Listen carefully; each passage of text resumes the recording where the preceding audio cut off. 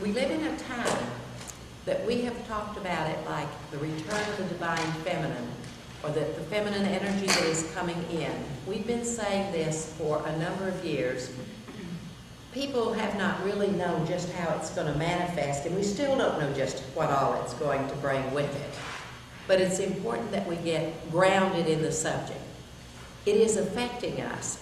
In almost all statistics today, there is a shift going on in colleges, in the military service, in theology, schools of theology, in business, where women are just moving out and they're finding their strength and they are expressing themselves. And if I put that in other words, I'd say it's that prompting of the divine feminine that's working. It's empowering women. Women feel empowered by it. Now, women that are expressing a lot of the strong feminism are generally using their masculine self. See? They're empowered, and they're going to turn the tide, and they're bringing that strength of the masculine to make the difference. So we're seeing its effect, but we're not really seeing just the feminine energy, but we are seeing that we're awakening and pushed by it to make a change, to change the society in which we are a part. The energy that's coming in, the gentle, meandering, feminine energy, is really affecting males, maybe more than females at this point. It's an interesting factor because it is allowing many men to soften. It is helping them to be in touch with their more gentle side. It's inspiring them to be better nurturers. It's changing them. They have no resistance to it. Most of what happened with women is we've been doing a slow burn for a long time. And this energy is like flame. It's blowing that flame and causing us to want to make it different.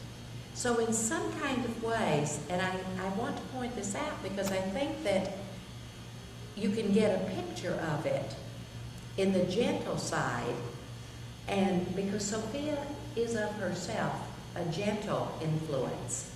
She is an influence that is much like a fog or a mist. It penetrates you. You can't defend yourself from it. It just kind of is absorbed. And as it is absorbed, it nurtures the qualities that are known as feminine qualities within us and brings them forward to help us express that side of our nature that our society has not cultivated well. It is helping us to be comfortable with our inner knowing, with our acts of kindness, with our reaching out to others, taking care of ourselves. And I'm saying this for men and women both. The Sophianic is the term that I want you to become comfortable with.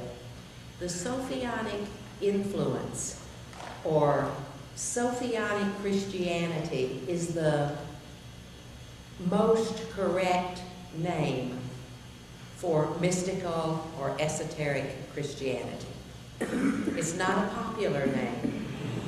And because we are moving in a gentle way, it's not so public yet. But if I would say to you, Sophianic Christianity is to Christianity as Kabbalah is to Judaism, as Sufi is to Islam, you begin to get the picture.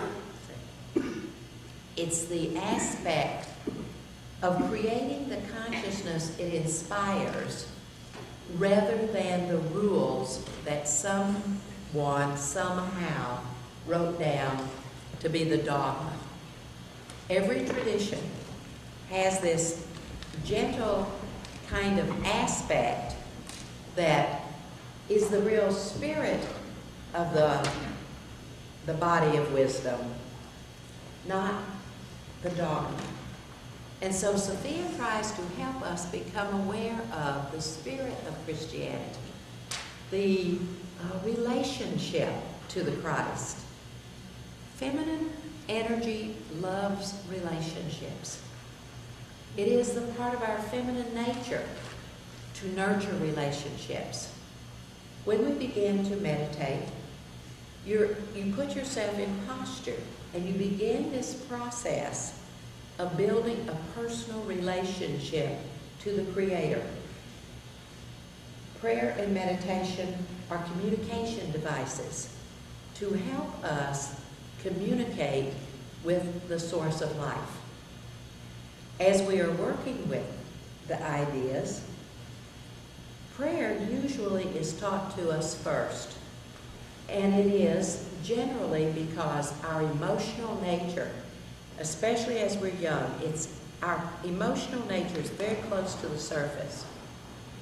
So for us to enhance that, in our homes, with our children, we start talking about saying our prayers. God bless Mommy, God bless Daddy, da-da-da-da-da-da-da. We're cultivating that love-caring kind of nature for them. We want to awaken that. Waldorf School does so much with the gentle side of children and encourage us to see that the philosophy is that if you will nurture till about 8 years old the soft side of the child, then begin to teach them writing, reading, arithmetic, that rational mind will never overpower the spiritual self or the gentle self.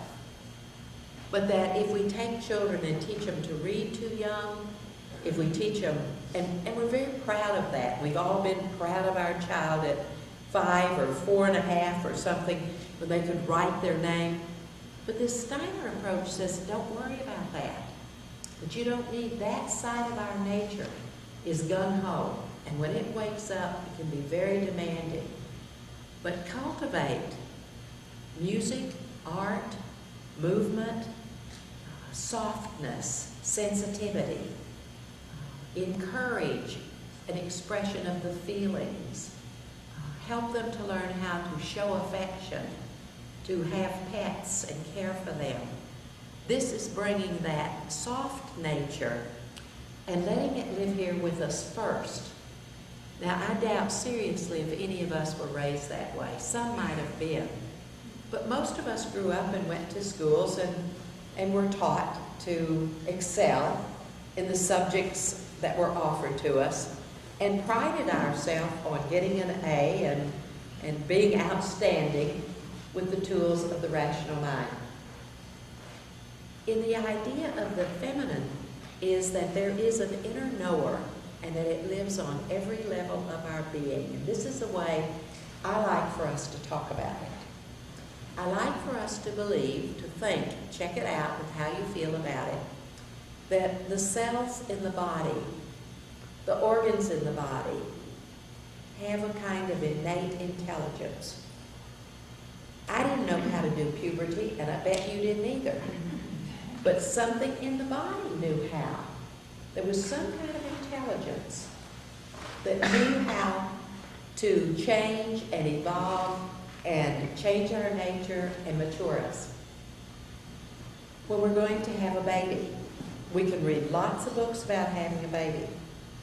But indeed, your body knows how to have a baby. And mostly today we're learning that we have to get out of the way and let the body do what it knows how to do. We cut ourselves. We clean the spot and the body starts getting well by itself. It knows how to heal. So many, many things our body already knows, and we haven't been making the best use of this, or we haven't acknowledged it as much as we are beginning to now. So if you would think that on the instinctual level there is a level of intelligence already present in everything, in all life, in the gems in the plants, in the animals, in the human beings, that instinctual part is part of Sophia. It's part of wisdom. We can call it innate wisdom. Then we can look at our emotional nature. We have situations that arise that on the emotional level, we just know some things. We might be afraid of a person. We might have a sense of not being comfortable with somebody. Or we might have a sense not to go there. Or we step into a room and it feels good, it feels strange, it feels wonderful. All of those, that feeling nature communicates something to us through that feeling sense. On a mental level, we know we have knowledge. We know that. We get educated and we work with that knowledge, but we also know there's something called common sense. And actually, many teachers will say that if we get too intellectual, we lose our capability for just common sense. That simpler people often are more in touch with their common sense than a person that is so well educated that they think they have to go to that part of their brain that has been programmed and educated and sees how things work, and they can't pick out and see the simple thing they can create to solve a problem. That common sense is a wisdom aspect. When Torquem Saradarian talks about the chakras, he always talks about the senses and relates them to chakras and so forth. And then he'll say, we talk about our 5 senses, but we've really got 2 more that we haven't developed well yet. And the 6th sense is straight knowledge, and the 2nd one is common sense. The 7th one is common sense. That we are designed to have 7 full senses, and we haven't gotten there. We haven't evolved to that yet. But common sense is like a field of knowledge that exists, that you access with your knower without a particular formula. It permeates you. It just is there. And sometimes we know so many things, we have pushed that back and resisted because we think we have to have it from a book or a formula or a text or an instruction sheet. Many people that learn by doing have strong sense of common sense, and they can see a little something and their mind goes click, click, click, click, and they begin to be inventive and problem solving without being taught, just from that common sense aspect. So at a mental level, and what we're doing when we begin to build the mental body is we begin through meditation and through pondering, we begin to achieve a place within ourselves. It's called a chalice. We create a chalice into which information drops. It comes into us, it flows, and it penetrates, or I call it droplets. I like to think of it as droplets. And so these levels of intelligence and these levels of self that we can get in touch with eventually are defined as Sophianic, the wisdom that lives on every level that we can begin to access. Now the word Sophia means wisdom. It's Greek for wisdom. And when the Bible was translated from Greek into Hebrew, Sophia was still the word. When it was translated into English, they called it wisdom. So I'm going to give you an assignment. And your assignment is to pick up a Bible and read Proverbs. And as you read Proverbs, you're to read the word Sophia when you see wisdom.